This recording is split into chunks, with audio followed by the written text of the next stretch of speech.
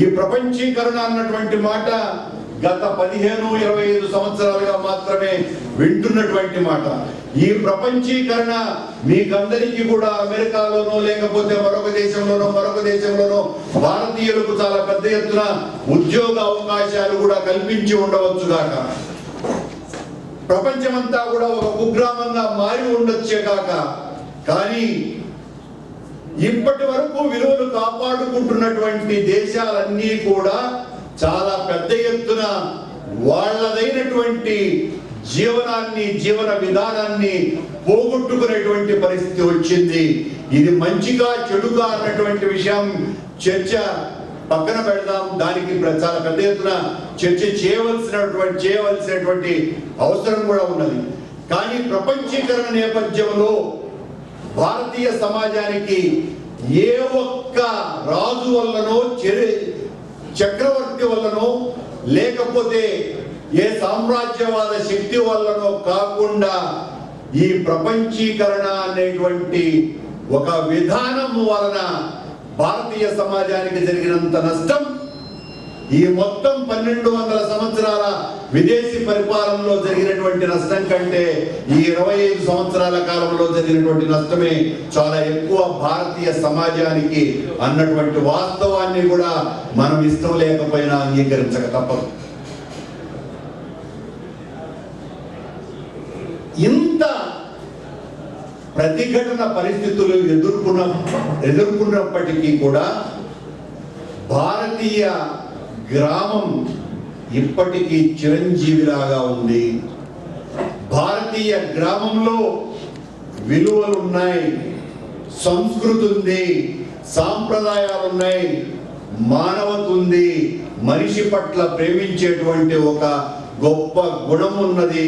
అది కాపాడబడుతుంది. అందుకు మనమందరము కూడా సగర్వంగా నేను భారతీయుడిని, నేను ఆంధ్రప్రదేశ్ వాడిని అని చెప్పుకునేటువంటి పరిస్థితి.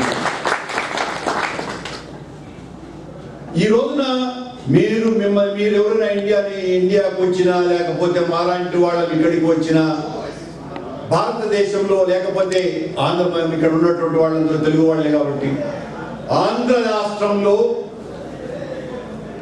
తెలుగుదనం కనుమరుగైపోతుంటే అమెరికాలో ఉన్నటువంటి వాళ్ళు, బ్రిటన్లో ఉన్నటువంటి వాళ్ళు, లేకపోతే ఇతర దేశాలలో స్థిరపడినటువంటి తెలుగు వాళ్ళు తెలుగుదనాన్ని కాపాడుతున్నారు, తెలుగుదనాన్ని పెంచి పోషిస్తున్నారు. అది జానపద నృత్యమైన, సంగీతమైన, నాట్యమైన, ఇతర కళలు ఏవైనప్పటికీ కూడా మీకున్నటువంటి శ్రద్ధ ప్రపంచీకరణ మైకంలో పడ్డటువంటి మాకు లేదు అన్నటువంటి విషయాన్ని కూడా మీకు గుర్తు చేస్తాం.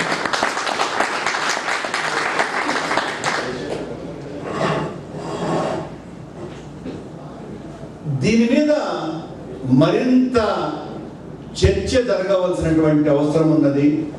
పెరుగుతున్నటువంటి మానవ స్వరూపంలో ప్రపంచమంతా కుగ్రామంగా మారుతున్నటువంటి నేపథ్యంలో మనదైనటువంటి మనతనాన్ని కాపాడుకుంటూ 1000 సంవత్సరాలకు పైగా చరిత్ర కలిగినటువంటి తెలుగు భాషను, సంస్కృతిని పరిరక్షించుకుంటూ తెలుగును మన తరాలలోనే మనం చంపేయకుండా కాపాడుకుంటూ,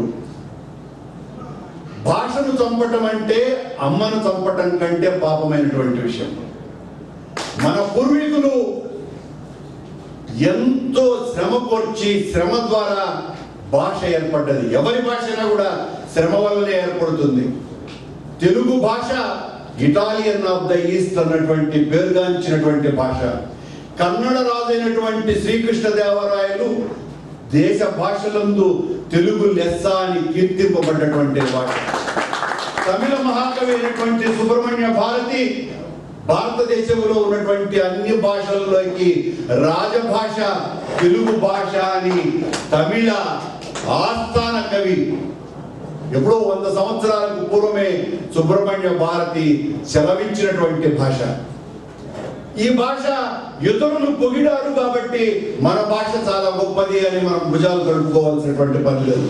నిజంగా మన భాష గొప్పది కాబట్టి ఇతరులు పొగడడం జరిగింది.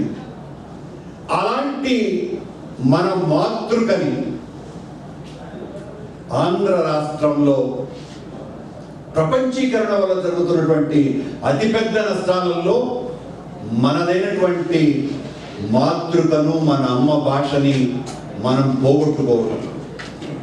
40 ఏళ్ల క్రితం ఆంధ్ర రాష్ట్రం అంతా కూడా కలగలిపితే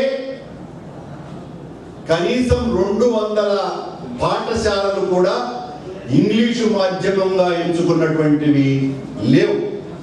ఈ రోజున ఆంధ్ర రాష్ట్రంలో దాదాపు 40,000 గ్రామాలుంటే కనీసం 25,000 గ్రామాలలో ఎల్కేజీ నుంచి ఇంగ్లీషు మాధ్యమంలోనే బోధిస్తున్నారు అన్నటువంటి విషయాన్ని మనం మర్చిపోకూడదు. 200 సంవత్సరాలు మనల్ని పరిపాలించినటువంటి బ్రిటిషు వాడు కూడా ఇంతమంది ఇంగ్లీషు వాళ్ళను తయారు చేయరా.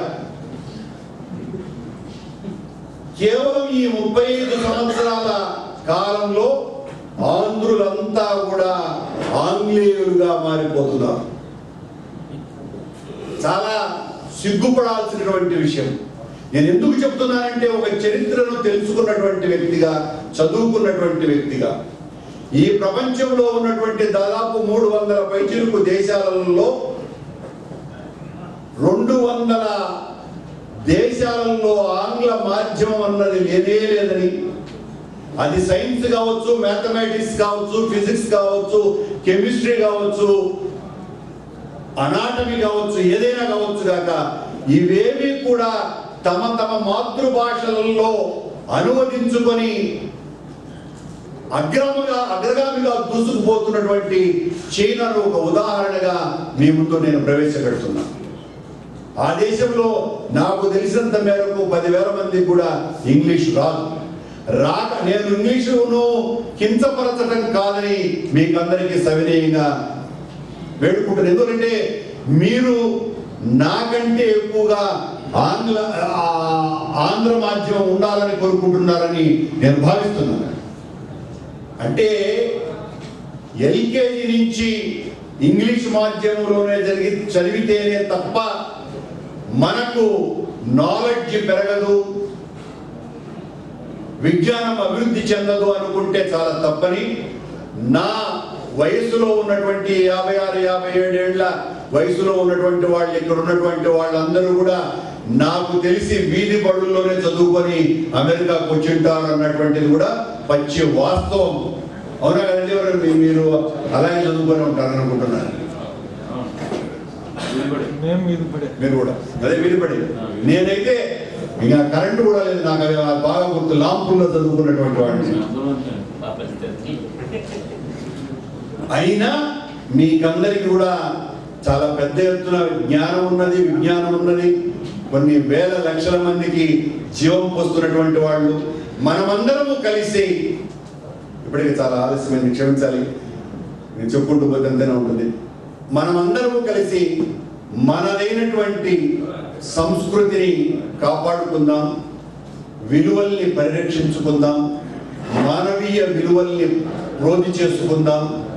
మన తల్లి భాషను, మన అమ్మ భాషను కాపాడుకుందాం.